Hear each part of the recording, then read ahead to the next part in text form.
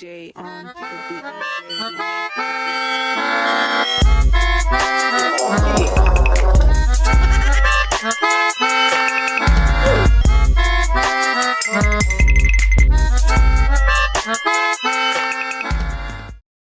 Good afternoon, ladies and gentlemen.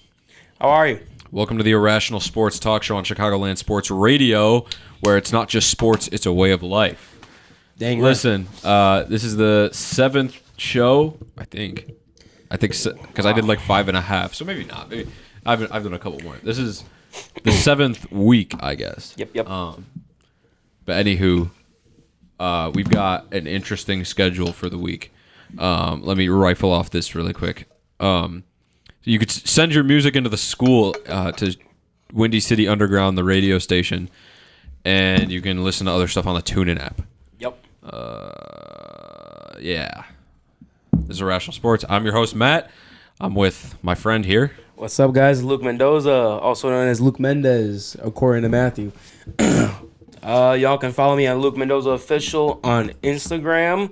Shout out to everybody who's watching. You know, whoever's been staying tuned with us every now and then, or has been a full fan of IrRashonal Sports. We appreciate y'all very, very much. And we're gonna kick it off right now.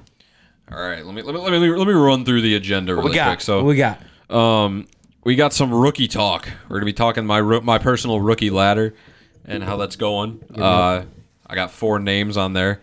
We're gonna be stepping right into Player of the Week this week, Players of the Week, and Anti-Players of the Week. We got some Bulls nonsense, of course, because it wouldn't be a week without some Bulls nonsense. And then we got Indiana Pacers, Team of the Week, Indiana Pacers. They'll be analyzed later on in the show. That's what we got. What do you have in your agenda? Football talk, Bulls talk as well, and a couple things about baseball. That's it. Yep. Cool. Well, I'm sharing links really quick. So all right, go ahead. Give me un momento. Yep. Get it? Cause never mind. Hope everyone is having a great Thursday afternoon. Right. The weather outside is rainy and cloudy. It's god awful right now. It is. It's like 40 degrees. It's not. I can't see like 5 blocks away because the haze and the fog and the rain. So it's not a good day in Chicago right now. Yeah. Any horse. Rookie. Let's talk about rookies really quick. So, yep. Overall, we're halfway through the season. It's been a decent draft class. I think this is a really good draft class. Not just in terms of individual talent, but what they can contribute to a team setting. Mm-hmm. And that will become evident by my rookie ladder so far.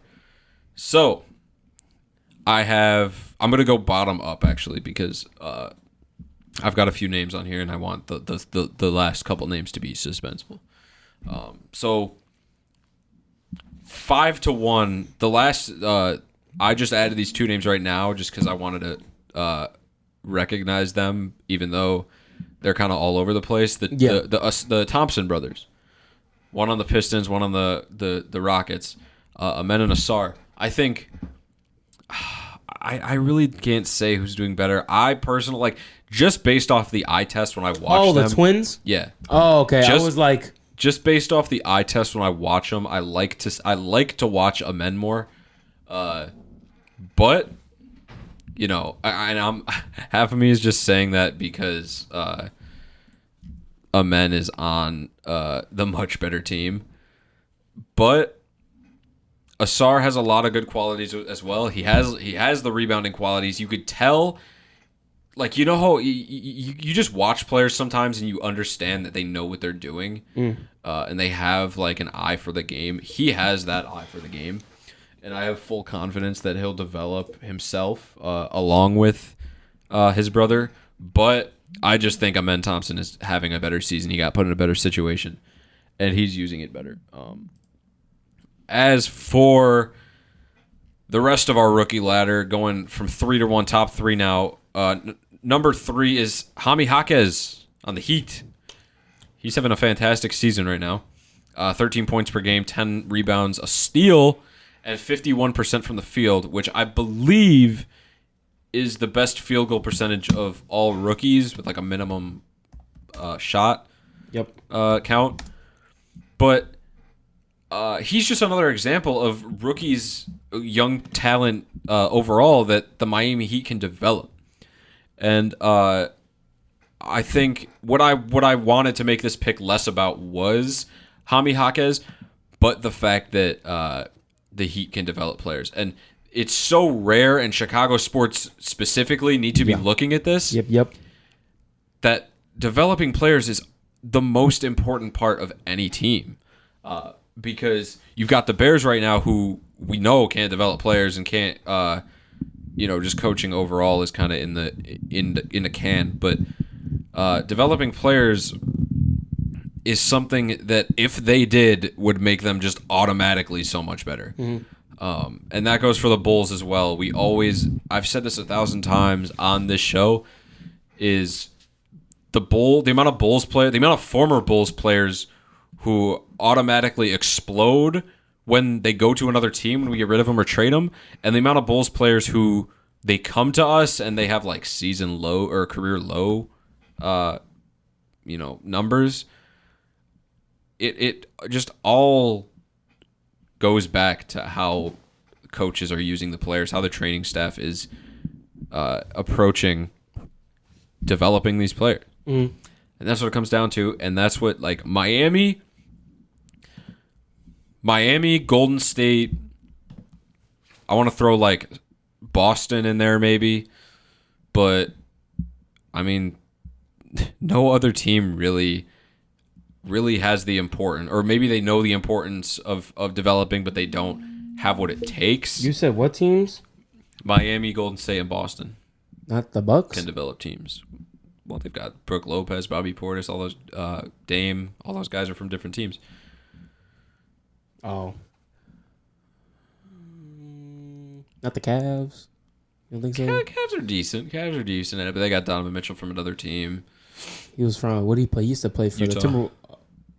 Jazz? Donovan Mitchell, Utah, and Rudy Gobert. Oh yeah. I was thinking of the Timberwolves. Probably Rudy Gobert. Yeah, that's probably why. Yeah. But yeah, there are very few teams who, if they don't already understand the importance of developing players, they don't know how to do it effectively. And that's ultimately where I was going with the Jaime Jaquez rookie campaign. He's having an outstanding rookie year, especially because I think Jimmy's been day to day the last couple of weeks, and he hasn't played some games. He's missed a couple games, and in those games, especially when Tyler Hero was out in the beginning of the season, Jaime has been the one to shine. Jaquez has been the one to lead the way and lead the Heat. Yeah, so I'm high on him. He's got a lot of potential. The Heat overall have a lot of potential. Yep. Just the fact that they can develop players means they're never really out of any playoff or championship contention. Pivoting to my top two. My top two are obvious. I mean, there's no real you can't argue against them really. And at this point in the season, you're beginning to be able to argue, but for one or the other of them. But up until a few weeks ago, there was really like a 50-50 split between Rookie of the Year. Rookie of the Year, in my opinion, should be Chet Holmgren, which means Victor Wembanyama would be second. Victor is averaging 18 points, 10 rebounds, 2 assists, 3 blocks, 43% from the field. He's leading blocks right now. Wemby is? Yeah. Chet is. No?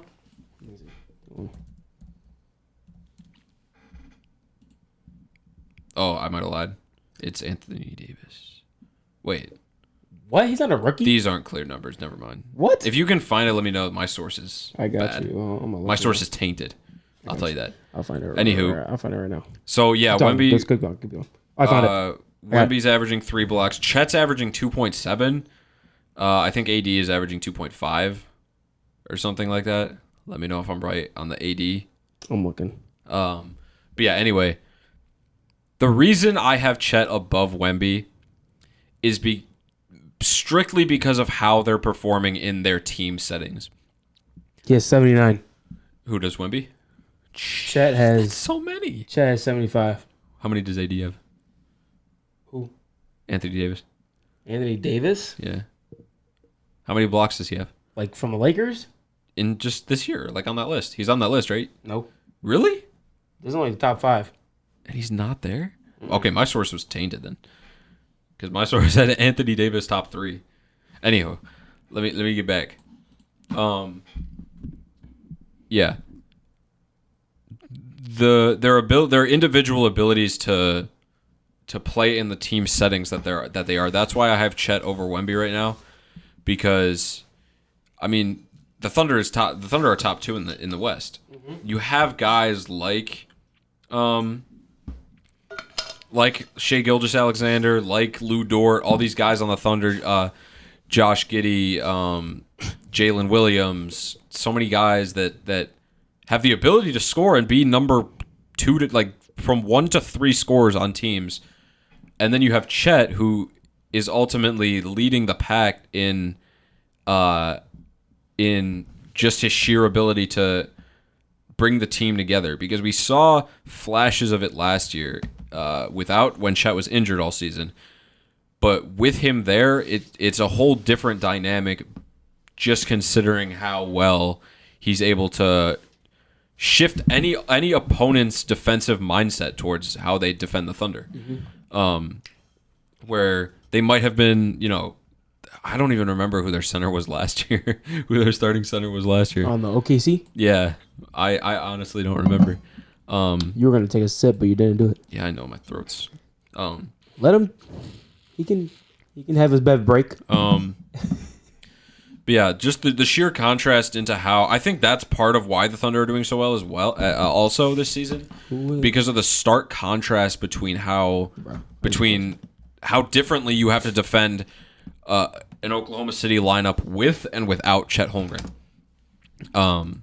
Now it's at centers, right? Yeah. Last season. 2022. Yeah, that's strictly why I have Chet above Wemby. Now Wemby though, the reason he's at 2 is because one, the Spurs aren't doing nearly as good, which is a contributor, I will admit, even though it shouldn't necessarily be a contributor when considering Rookie of the Year, but it is just because I mean there's a huge difference in how the teams are doing, but it'd be like trying to give MVP to Cade Cunningham. Here's Baisley? Nah. No? He's still on the team, I think. He wasn't starting. I'm thinking of starting. It was some weird-looking guy that looked like he could be a scientist, I think. But I don't remember his name. Are you serious? But yeah, that's the reason I have Victor down so low. Because of how their teams are doing individually. And Victor... It just seems like the Spurs are a year or two behind the Thunder in terms of like where all their players are in terms of working with each other. Mike Muscala? That might have been it. Here, let me look him up. Let me look up his face. That might have been it. Let me show you. That might have been it because... Oh, that's got to be him. Because I remember when the Thunder got him. That's him. Yeah, I think... That's got to be him, bro. I can look it up really quick. There's a Jalen Williams. Nah, he's not a center. Oliver Starr, Dario Saric, that was it. Oh, Dario Saric, that's it? That's it? That's who it is? Yeah, it was Dario Saric. Yeah, okay, so they hit Dario Saric last year. Oh my god. How could I forget that? He looks atrocious. Dario Saric? Yeah. He's a guy. He wasn't the I know, guy. that's what I'm saying. He looks atrocious. He wasn't the scientist guy I was thinking of, but Dario Saric is a Suns legend, along with many other teams. But yeah, I can give the reason the sole if I could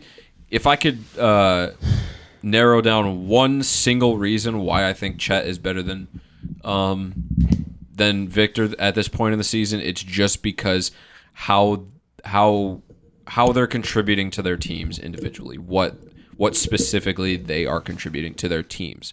Not stats, not accolades, what they're contributing to their teams. The eye test. You have to watch both of them. Yeah. I also put this was a honorable mention, I guess. Brandon Miller. He's averaging 15 points a game, 4 rebounds, 2 assists on 43% from the field. Oh yeah, and that was another difference. Chet is shooting 53% from the field, while Wemby's 43. So another reason. But yeah, Brandon Miller 43% from the field, 15 points a game. He's having a like, if you think of like an average rookie season in terms of guys that went on to be successful in the NBA, Brandon Miller is having that rookie season. He's having like the most average rookie season that any successful or like future one-time All-Star NBA player would have. So he's not a role player by any means yet.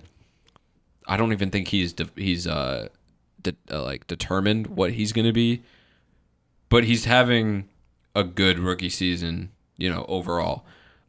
It's the only reason I don't think he's exceeding his number 3, was it, pick, was because the Hornets and the team he's on. If he swapped places with Chet, he'd be doing so much better. If he swapped places with Wemby, he'd probably be doing the same on the Spurs. But just because Charlotte is so bad and they have like a ball hoggy type offense,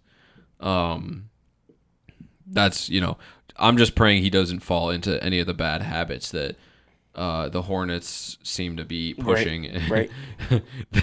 like LaMelo Ball's type thing. But yeah, Brandon Miller, he's impressed me so far individually. Hopefully he can be so much better on another team. That's all I have to say. You're not wearing your headphones? No. Okay. Pivoting to Player of the Week. Our Player of the Week segment, my favorite part. I've got 4 Players of the Week and I guess only 1 anti-Player of the Week. The Players of the Week are Cade Cunningham. He is at the top of the Players of the Week. He is if any of these Players of the Week are actually Players of the Week, he is the Player of the Week. The Player of the Week. Who is it? Say it one more time. Cade Cunningham. Oh, the only good. The only good play. The good thing. Literally the only good spark in that entire. He is like if you looked into a black hole and there was actually light in the black hole past the event horizon. Yeah, we're talking about like that tiny bit of light. That's Cade Cunningham. If there could ever physically be light in a black hole, if light could exist in a black hole physically ever, he's the only light that you could see. He would be it. The Pistons are a black hole, and I'll talk about them later. I have some stuff on them. But yeah. He's the only... He's has multiple 40-point games this season, averaging 23, 4, and 7 assists. The fact that he's averaging so many assists on a team that isn't good, that baffles me beyond anything. He's shooting a career-high 44% from the field and 33% from 3. Obviously, his three-point shooting is just kind of average. It's not anything special, but he's improving nonetheless. So the fact that it's a career high. Cade Cunningham has stepped up a lot. And he's the only spark or the only light. Only light in a black hole. The only light that team has. They're in a 27-game losing streak, the longest losing streak in NBA history. And they got the Celtics tonight.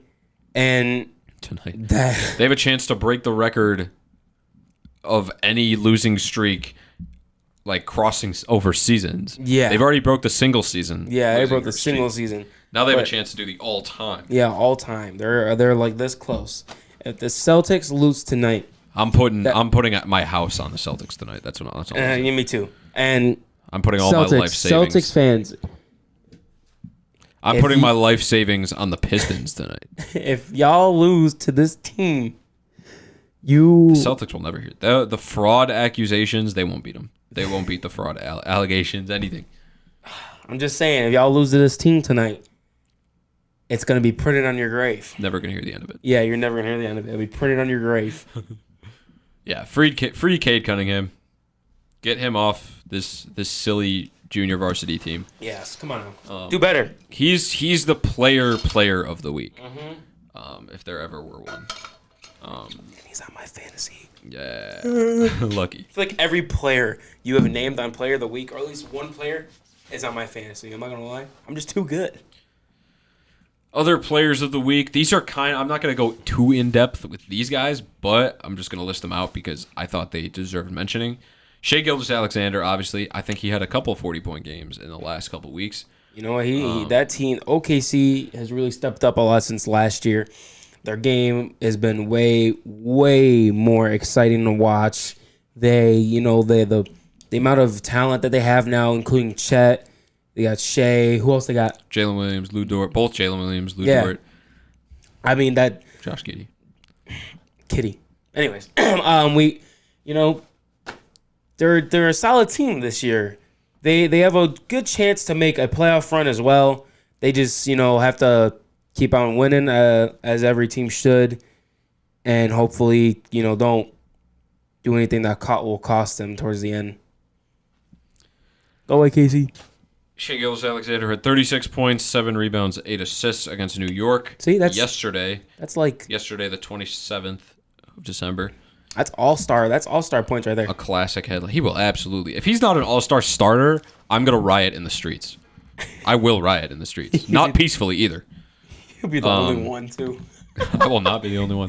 Thousands will join me. Thousands will be behind me. What those thousands are? Yeah, Shai Gilgeous-Alexander is another honorable player of the week.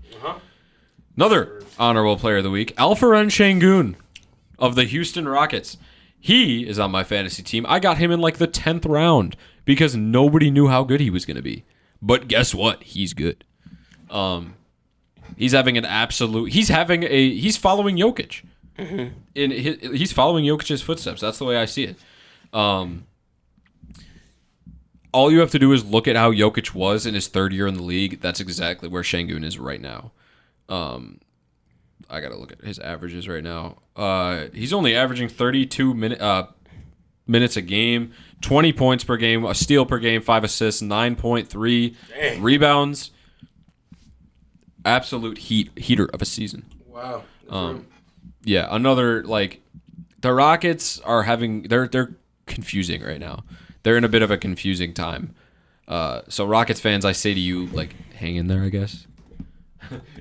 Hopefully your youth on the team breaks you out of whatever you're going through right now.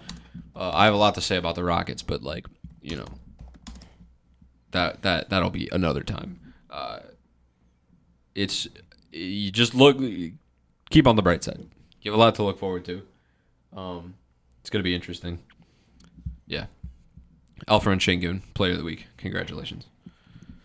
Julius Randle, what are you doing on player of the week? You're supposed to be bad. He had I didn't know this until maybe Christmas, but he had a major turnaround from the beginning of the season. I remember when he was on he was one of the first players of the week. So, I want to congratulate Julius Randle for beating the fraud allegations. He's actually shooting decent now. I think he was shooting 36% to start the season, and now he's back up to his career numbers. New York's having a lackluster season overall, but Julius Randle is keeping them.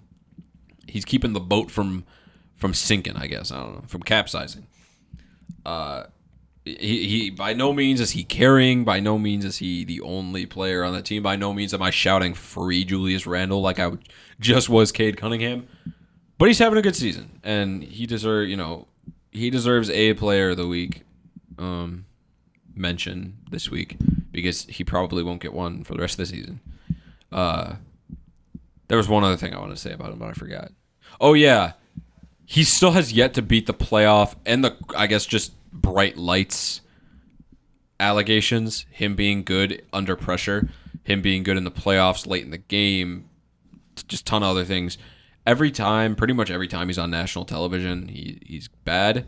So, don't put the Knicks on national television and they'll win a championship, Stephen A.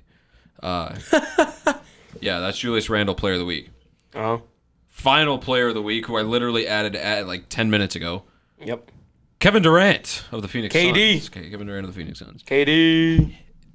I mean, there's so much I could say about him. The fact he's putting up these numbers after a torn Achilles. He's putting up these numbers without basically any reassurance that Devin Booker and Bradley Beal are going to be around very often. He put up 27, 10, and 16 against Alfred Şengün and the Houston Rockets. So, like, just the fact that he tore his Achilles, coming back from an Achilles tear, period, is unbelievable. But coming back from an Achilles tear and basically being the same player that you were before the Achilles tear is unbelievable. First ballot Hall of Fame, obviously, but just unbelievable that he could do something like that. And he deserves all the praise in the world, despite his choices in the past. Kevin Durant, Player of the Week. Deserved. Just wanted to mention his 27, 10, and 16. Well deserved. So we only got one anti-Player of the Week. I thought I had more, but I guess I didn't get around to it. It's just the rest of the Pistons. The entire organization itself, including staff, the janitors, everybody. The thing is, I liked Monty Williams as I loved that coaching decision. I don't know if it's him alone or if it's like if it's just the cards he was dealt, but I don't think the rest of the players are producing enough. Nah. It's just how is it going to be just one person? And that one person, Cade Cunningham, like I said, he's the light. The little tiny light, but apparently everybody else is blinded to see it. They've been plagued by injuries. They've been plagued by terrible cohesion. The bright light that I wanted to see from them this season and the big improvement, because I didn't think they'd be this bad, I wanted to see them like take a step towards the playoffs this season. They were 2-1, and then we're like, oh, wow. Yeah, what I wanted to see was their bigs, specifically their bigs, Jalen Duren, James Wiseman. I know I'm missing a couple. I gotta look. But I specifically wanted to see the bigs of Detroit make a step towards being better. Marvin Bagley Jr., Isaiah Stewart. Yeah. Like I said, I like how Asar Thompson is playing. I just think, he's on the Pistons. So I kind of got to cut him some slack. But overall, I like the Pistons roster. They just can't do it. They're just not good enough, period. So ultimately, they're going to have to blow it up. That's obvious. But I still think individually their players, maybe it's a bias thing, but I think individually their players have a chance on different teams to be good role players. Specifically guys like Asar Thompson, Jalen Duren. Jalen Duren is good. Yep. But yeah, Bojan Bogdanovic, Kevin Knox, Jaden Ivey could be a decent number 2. Jaden Ivey reminds me a lot of just like a slightly taller Cole Anthony. I don't know. Yeah. Mm-hmm. We talked about the Pistons way too much on this show. I don't want to do it anymore. Yeah. Don't want to do it anymore. Anti-Player of the Week, Detroit Pistons. Yep. I just want to make sure. Actually, you know what? I did right. No, I didn't. I think I'm good. Yeah. Yeah. And then, you know what? I'm going to run some commercials really quick just because I have to, under threat of bad threats. What? Don't blame me. I hope you told me. You asked me. I hope you. No. Not from you. Oh. I thought you were I'm like, I was confused for a second. Yeah. When we come back, I got some reminiscing to do on past shows, and we got the Indiana Pacers team analysis. So we'll see. Sick and tired of consuming sports content from big corporate media outlets? Need a place to interact with real people and not bots? Chicagoland Sports Radio has unique, engaging personalities that provide elite entertainment and analysis. Stop by and listen to IrRashonal Sports on Thursdays and the Washed Up Sports Show on Mondays. Send your music into our partner station, Windy City Underground, and listen on the go on the TuneIn app. Chicagoland Sports Radio. It's not just sports, it's a way of life. Luke's Italian Beef, located at 215 West Jackson in Chicago, Illinois, has every food you can imagine. Italian beef, chicken parm, pasta, lasagna, hot dogs, burgers, pizza, soups, salads, and sides. Wash it down with a delicious beverage and order a dessert. Beat the lines and call ahead at 312-939-4204. Come hang out and get some quality Chicago-style food at Luke's Italian Beef, located at 215 West Jackson in Chicago, Illinois. Man, I hate ESPN, but I feel like they're the only sports discourse outlet out there. Hey, you're not alone. Millions of Americans every day express their displeasure with ESPN and other major corporate sports media companies. How else am I supposed to consume and discuss quality sports, though? With IrRashonal Sports, you can discuss and enjoy sports media once again. Find me on Twitter and YouTube at IrRashonal Sports, spelled IrRashonal. Once again, that's IrRashonal.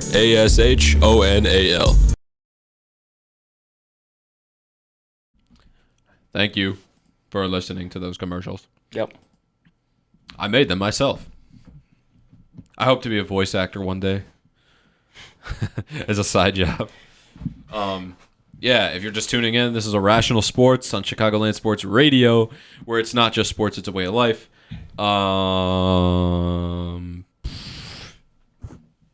Felicio, thank you so much for looking over us on these dark days in Chicago. Yep. It is dark. It's raining. It's a dark day in Chicago right now. Yeah, it is. Yeah. I'm your host, Matt. I'm here with my friend Luke. What up? What's good? We just got done talking about players of the week, rookie ladders, things of the sort. And now I'm going to do a little bit of reminiscing. I'm going to go back in time to last week's show, which I was going to do on last week Thursday, but things got hectic and I wasn't able to. So I'm just going to spit some players of the week. Jabari Smith Jr., who had 34 points and 12 rebounds in a loss to the Atlanta Hawks, which just, again, proves Houston's turmoil right now. Houston's up and downs. That could have been the game that finally broke him out of his shell. I really like Jabari Smith Jr. I thought even coming out of college, I think he went to Auburn, that he was a great player. He has the Patrick Williams type potential that Patrick Williams has. I just think there are too many primary scorers on Houston right now. In Jalen Green, Fred VanVleet, those type, Alfred Şengün. But he will get there, and maybe on another team. But I think he provides valuable support to the primary scorers, especially on defense. I'm going to read a quote that I found on Reddit by Reddit user JJ Okocha Jr. JJ Okocha Jr. on Reddit. He says, I don't think there's this was a question regarding his defense. So this was pre-draft, I think. They said, don't think there's a fundamental. I already messed up, bro. Don't think there's a fundamental issue in his team's perimeter defense. He just gets cooked as a product of that, as a product of his team's perimeter defense. He's had great games guarding guys like Tatum, Giannis, and DeRozan, but there's no way he's going to be any consistency if KPJ, Kevin Porter Jr., and Jalen Green continue to be the worst defensive backcourt in the league. And Steven Silas is doing a good job coaching. Never mind, let me reread that sentence. Steven Silas is doing a coaching job. ChatGPT could do better. That's why I love Reddit. But yeah, I agree. I think part of I think I'm just gonna reiterate what he said there. Part of what he was saying was that like he's being held back a little bit by the overall defense of Houston because it's not very good, even though he is a bright spot in the defense. And just like Patrick Williams, we don't necessarily think of Patrick Williams as an all-star defender, but we think of him as like he's a good defender. We're not going to put him on necessarily the best defensive or best offensive player on an opponent's team, but he can be trusted against them. Right. Yep. Yeah, that's how I think of Jabari Smith Jr. So he was a player of the week that I added before I did my Thursday show, but after I did my Wednesday show, so you didn't get to hear. The other one is Tyler Hero. Tyler Hero's back, everybody. Tyler Hero. He's back. He's a hero. He's been back. What? I gotta actually look up his stats because they've been updated since then. He's back and he's playing out of his mind again. I think he had 19 points in the first half the other night. He finished with 22, but that's just because player of the week this week, Jaime Jaquez took the show away. Yeah, I'm very proud of Tyler Hero. He's averaging 24 points a game, 5 rebounds, which he's always been good at, and 4.5 assists, 1.3 steals, on only 2.8 turnovers a game. Let me look at his career stats. I want to see where he is turnover-wise. Wait. Uh-oh. Yeah, that's the worst turnovers he's had. Okay. Yeah, the turnovers are really consistent, like weirdly consistently rising. But whatever. That's it is what it is. Yeah, 2.8 turnovers, which I'd say is pretty middle of the line considering his line of duty. 42% career high 42% from 3, career high 45% from the field. Just overall having another great season. He's having a bit of a low free throw year, but that could be just he's scared because of his injury. He's spooky. Which is fine. Poor guy. Yeah, career high points per game so far. 19 in the first half versus Orlando. I put that down. The Heat are just the main point is just the Heat are better when he's there. That's pretty much the summary of Tyler Hero. You can I feel like there's a bit of a Zach LaVine situation going on where Kobe White rises up when Zach LaVine is out. Tyler Hero and Jaime Jaquez are rising up when Jimmy is out. And it's not necessarily, in the Heat's case specifically, where they contrast from the Bulls, is the Heat are still good with Jimmy Butler. I think part of it's just Jimmy disappears during the regular season and only plays well during the playoffs.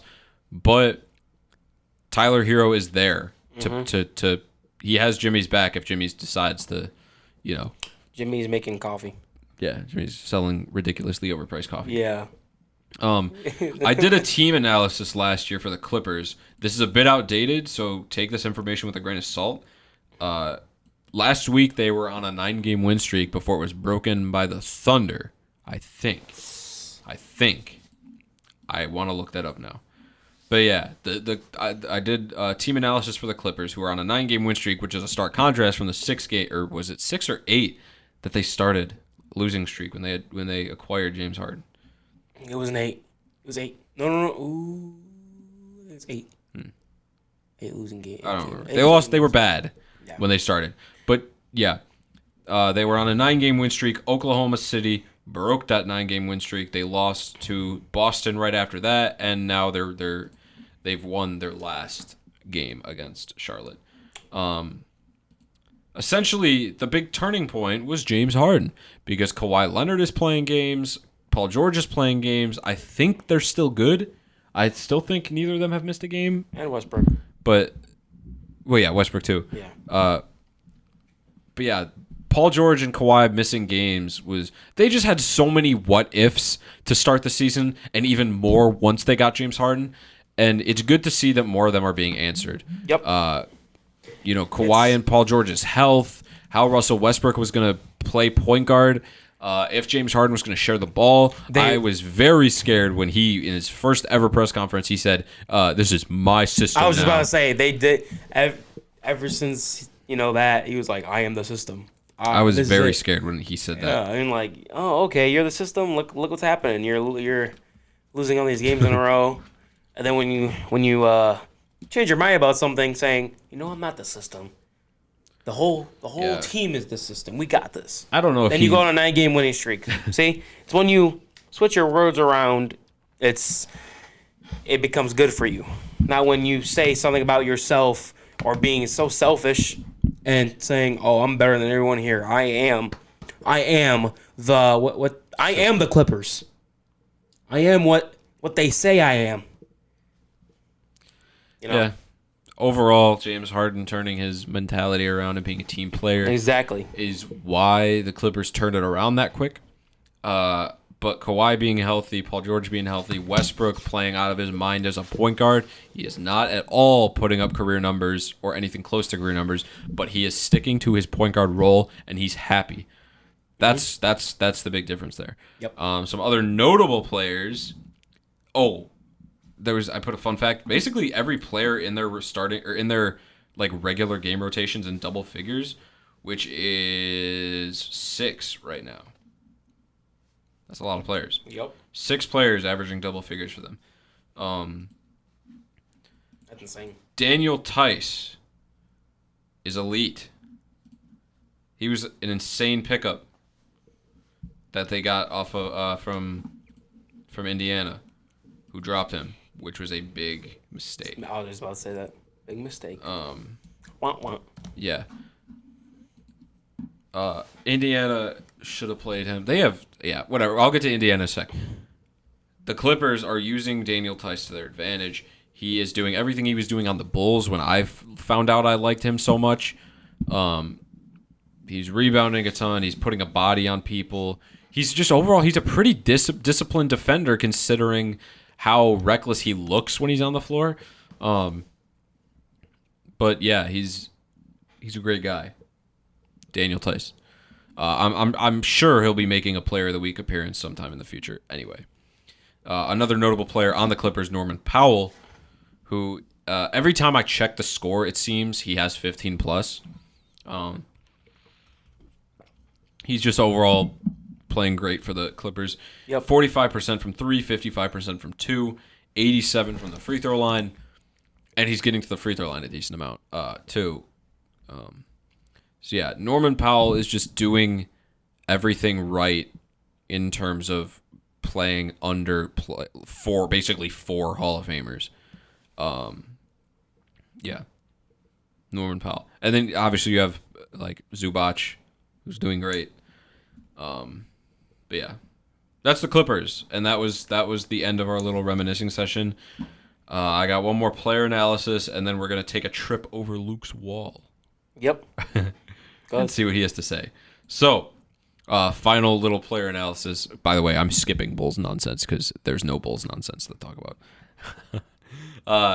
The Indiana Pacers, our team of the week. I don't know. Saying team of the week kind of makes them sound like they were the best team of the week. They're not really team of the week in terms of best team of the week. I just want to talk about the Pacers. They're 15-14, 8th in the East.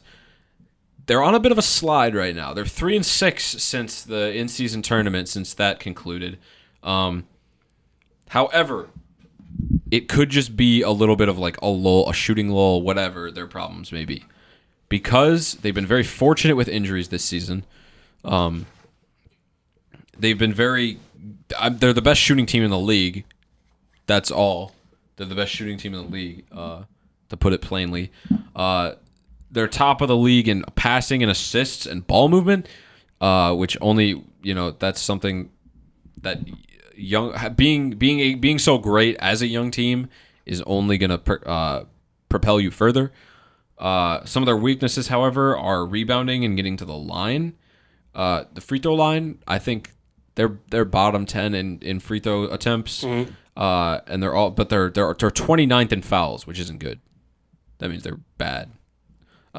So defensive discipline overall for them, they're top in they're I swear I just had it. They're first in steals, I'm pretty sure. First in steals and top 10 in blocks. They might have been 9th in blocks. But yeah.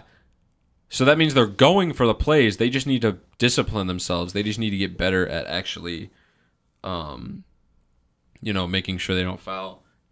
Discipline on defense. But yeah, overall, they're a great team. I really like where they are right now.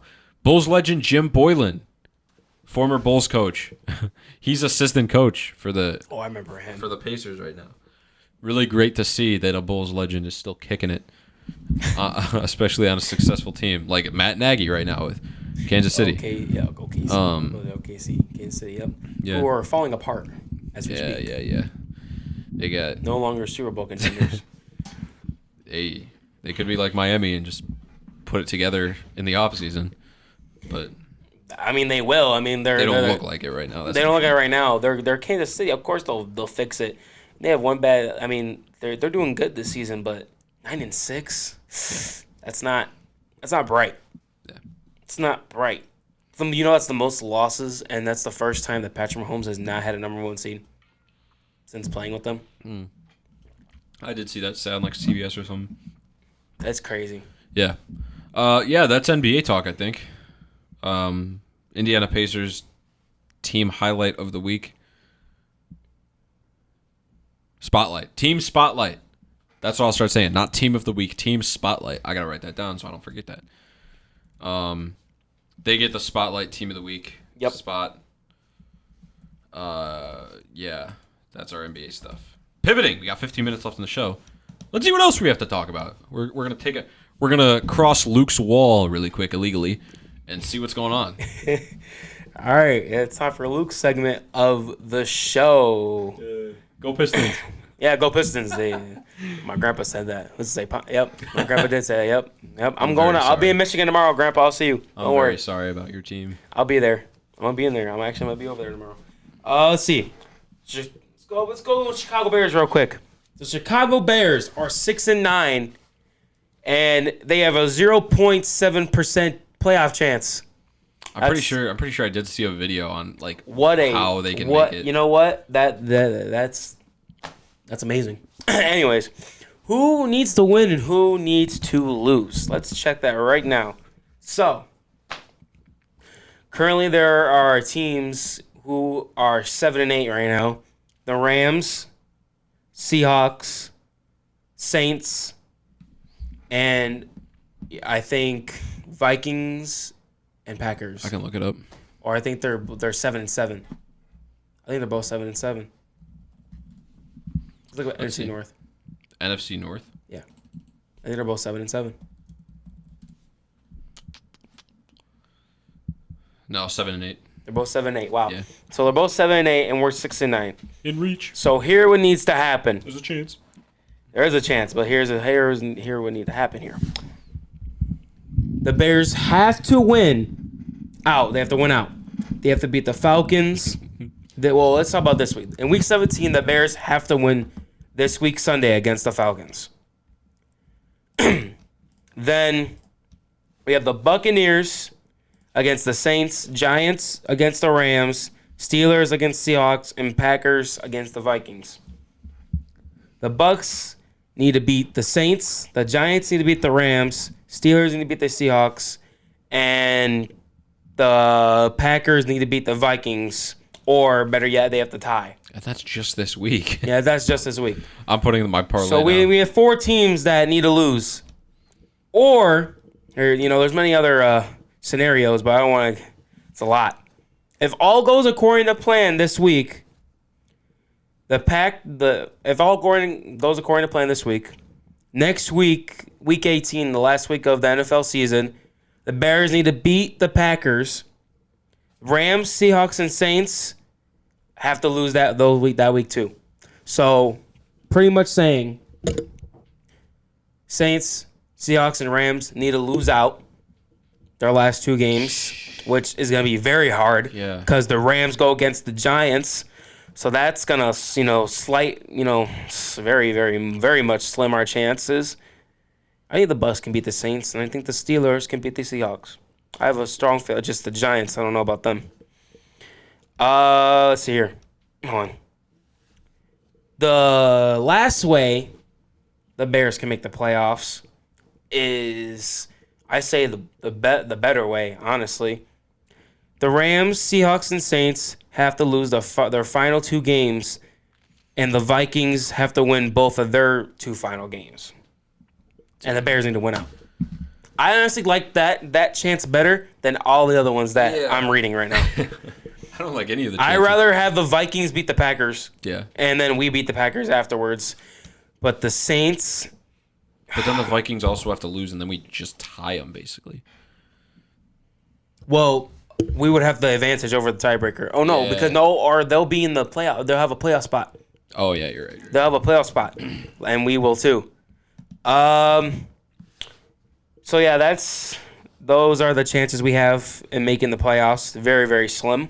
But for the number 1 pick race, the Bears need to win out for the number 1 pick, and they need Arizona to lose the rest of their games. You mean Arizona? Carolina? No, Arizona. Arizona has a 4.4 chance. They have a 95.5 chance of getting the number 1 pick. Oh. The Carolina, I don't even think they're in the picture, to be honest. Well, we're picking for them for the number 1 pick. I know, but I don't know if they can even. I don't know if they can even try to beat us out for it though. Oh, no, you can't. No, I don't, it's just the Cardinals that can. They have 2 wins, don't they? Yes. Yeah. Then the next is 3 with Cardinal. We beat Arizona, right? Yeah, we did. So they have 3. Yeah, they had 3 wins. So it's a rough scene out there in the NFL. It is. In the bowels of the NFL power rankings. The NFL is insane this year. I mean, only so far. I mean, this week might change everything, but so far as of right now, only I think 6 teams or 7 teams are only eliminated. That's insane. A lot closer than the NBA right now. And what also is crazy in the NFL that there are 12 starting backup QBs this week. That's bad. Is that more than last week? Because last week it was 11, right? Yeah, it's 12. It's 12 this week. This is terrible. It's bad. Congratulations, NFL. QBs in the NFL are getting hurt a lot. It's just been a bad time for them. I don't know what's been going on. Poor guys. Get paid. They need an offensive line that can block for him or don't tackle him too hard. Why you gotta do that? Why you gotta do that? Anyway, that's enough for the Bears right now. Now it's looking slightly bright. It's looking slightly not bright, but we got next year to look forward to, as always. Now on the Bulls. On Tuesday, the Bulls beat the Atlanta Hawks, and Andre Drummond goes off with 24 points and 25 rebounds. Good job, Andre Drummond. He has more. I don't know what it said, but apparently he has more than Shaq and Kareem. That was more in a single game, I think. More in a single game. Yeah, more than Shaq and Kareem. So he beat them. Good for him. Yeah. You think he's a Hall of Famer? Yes. Andre Drummond? Andre Drummond? Hall of Famer? Okay. Yeah, okay. Yeah, again, his performance is even more proof that it's the coaching. Coaching is more of a problem than the players. Because the stigma surrounding Andre Drummond was, he's old, he can't do anything anymore, he's washed. He's not. What year is he in? He was in the same draft class as Blake Griffin. 2011? 12? I think. 2011? Oh, 2012. Oh, I was right. 2011 or 12. I was like, yeah. Draymond Green, Chris Middleton, Anthony Davis, Michael Kidd Gilchrist. Wow, all these old heads. Bradley Beal, Deion Waiters, Dame, Terrence Ross, Harrison Barnes, blah blah blah. Lillard. Yeah, Austin Rivers, Myers Leonard, Jeremy Lamb, Kendall Marshall, Tyler Zeller, Terrence Jones. Yeah, just Evan Fournier. He's old. Dang. Yeah, just a lot of guys. Wow. Bulls legend Tomas Satoransky. Yeah, that's it though. All right. The Bulls are also picking up the pace a little bit, making a comeback, and are doing better without Levine. I suppose. They started off 5-13 or 5-12, and now they're 14-18. That's pretty.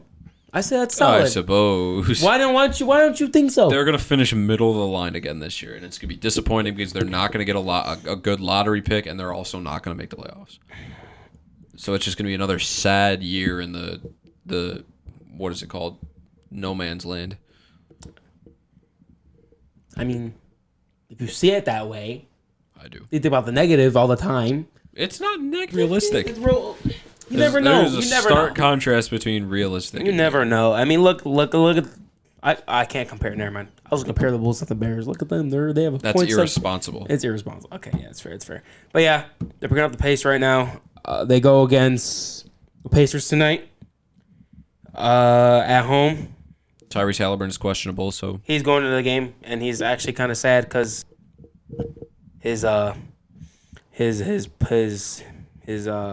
I don't know why. Why am I sad? Huh? Why am I sad? Because you said you're sad because Tyrese Halliburton's questionable. Oh, yeah, he's questionable. I'm not. I don't care. He's going there for the Bulls, not the Pacers. I am. That's a lie. He's going there for both. I'm going there because I've never seen the Pacers. I've never seen Tyrese Halliburton. There are a ton of players on the Pacers I haven't seen yet. He's going to go give him a hug. But mainly I'm going to spread the Felicio propaganda on all Bulls fans. You have to start somewhere. Yep. Yeah, if you see a strange old homeless guy wearing a Felicio jersey at the game, it's me. It's him. Make sure you get an autograph sign and a picture. If Felicio's there, I'll do everything in my power to say hi to him. But I am sure he's in Brazil right now playing a basketball game. Is he really? I don't know. Anyway, that's some Bulls talk. Now we're on the baseball for just a quick tad. The White Sox signed a catcher, Martin Maldonado, to a $4 million one-year deal contract. Finally, the White Sox has done something. I mean, that was the second thing they done that I've known. All I know is that they got Paul DeJong. No, Paul DeJong. Yeah, that's what I said. Paul DeJong, and now they signed a catcher for a one-year deal. Who is Maldonado? Was on the Astros. He is a World Series championship winner. Yay! So and a cheater. Some light for the White Sox fans and the White Sox organization. Good for them. Cubs, on the other hand, are still not doing anything. Except pretending to go after Shohei Ohtani. That haven't done nothing.